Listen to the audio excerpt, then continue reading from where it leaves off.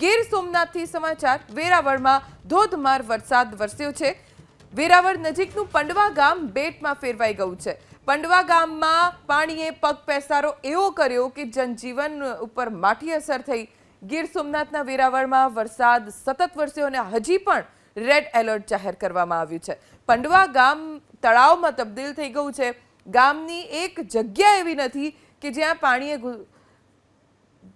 પાણીનો ભરાવો ના થયો હોય। છેલ્લા 2 દિવસથી પંડવા ગામમાં આવી જ સ્થિતિ છે અને જળબંબાકારની આ સ્થિતિ વચ્ચે રહેવા માટે લોકો મજબૂર બન્યા છે।